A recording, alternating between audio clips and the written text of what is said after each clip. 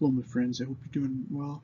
My amazing NIPSing students, I wanted to make you this video in case anyone's interested in taking another class with, this bald old guy from Kitchener. I'd love to have you, I'd love being your teacher, and, I'm not going to ask you to promote this, but just if you have specifically like a buddy or something that you think would like the course, because I think for this to run we need somewhere between 13 people or 15 people. But I think I can have as many as 50. So, um, and again, if it doesn't run, it's not the end of the world. But I wanted to put this out to you first. My kind of current group of students. So this is going to be a course called CHFS 4306, also cross-listed as Psych 4306. You might have saw a little video I made, a little hype video I made the other day about a course called Bread and Circus, which was weird because last summer I did a course and I tried to call it Bread and Circus, but they didn't really like that title, so it got called like Human Development and Learning, and it was a 4306. So 4306 is like the code for all the kind of fourth year special topic courses, which is a little bit confusing because they're actually unique courses. If you took that course with me last spring, though, it would exclude you from this course, unfortunately. If you're taking positive psychology with me right now, you're totally fine. Okay, and this is why I have it. I hope this helps. This is why it's both CHFS and Psych. So that if you're in one, you can either take it as a program or as a program requirement, or as like not requirement, but as a, if you're in Psych, you can take it as a Psych class or as an elective as CHFS, and kind of the opposite too. That was my idea for doing that, so that you could take both the positive psychology course that I'm teaching now, if you're interested, and this I'll probably hopefully teach again, and this class. Okay, so that was a long way of saying that. That's just the title, Mental Health Coaching. Okay, and this is a course that's going to start, and I feel bad already for even asking you, but yeah, if you're interested, please feel free to sign up or tell a friend, because again, I'm looking for a few good students. Okay, so this is going to be in the spring term. Registration now open. I'm trying to be quiet because she's starting to stir a little bit. So more information's obviously going to be coming soon, but I know people are starting to think about next term, and I wanted to just, again, I wanted to get this out to your group specifically. I'm going to send this to my current developmental psych students and also to my positive psych students. So the 2107 and also the 4306. So in this class, we're going to be looking at this complicated relationship between human behavior and mental health. We're going to be looking at the way our modern digital societies influence things like mental health and well-being, which is like, could there be a bigger topic than that? But, and how that's related to this complexity of interaction between self and other.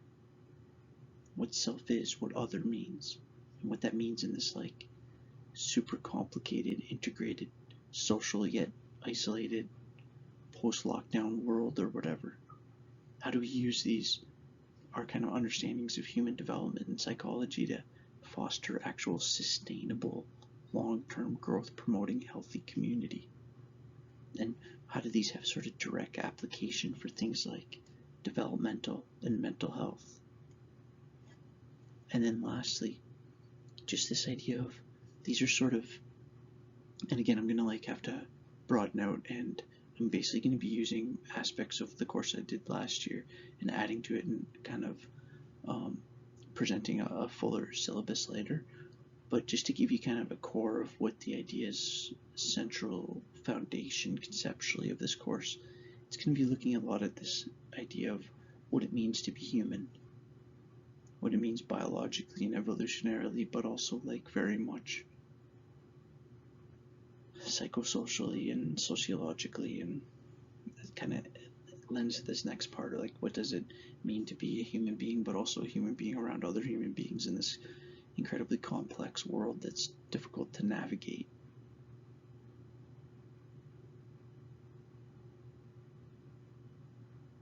the most age-old question in philosophy. This battle between free will or self-determinism is like, do we actually have free will, or is everything, are we just responding, are we just reactions, whether it's like God programmed or biology programmed or whatever words you put before the word programmed. Is it programmed? Are we determined? Are things determined, like we're programmed a certain way? Or are we actually free will, and are we actually creatures capable of free will, capable of actual cognitive autonomy? That's going to be a word that's a big word in this class. Big concept. I mean, cognitive autonomy. What would that mean in this modern digital age? That'd be an awesome kind of assignment question, because we live in a society where cognitive autonomy couldn't be more under threat. And then the last part there, a Rosetta Stone. Well, I'll tell you what I mean by that, but the Rosetta Stone, really quickly, it was this stone that they found that had 2 languages that were known on it, and hieroglyphics also. So they were able to, since they knew parts of that those other languages, they were able to decipher and start to understand hieroglyphics, which allowed them to, open this whole world of ancient Egyptian writing and story and religion and mythology and history and all of that stuff that's super interesting. But that's what this word Rosetta Stone means, and you could just Google it. It's like literally a tablet. And so with that one, I want to look at like a bunch of books and a lot of things that I think can really help us understand the current situation. And it's going to be a little bit of like, in some of the books are like 1984 and Brave New World and Fahrenheit 451 and Lord of the Flies, and Z is for Zachariah, Animal Farm, Ordinary Men, The Gulag Archipelago. So there's a whole group of books that basically, my point with understanding that is like understanding what the Great Leap Forward was in China, understanding what the Gulag Archipelago means, that these are actually, talk about relevance, especially with some current stuff going on. It's like, my point with this course is like, if I focused a course on current politics, the problem is that by 3 months from now, it wouldn't be as relevant. But if we focus on the understanding and interpretive layer below that, like, how does power act? What does it mean to be in a situation where other people have authority over aspects of your life?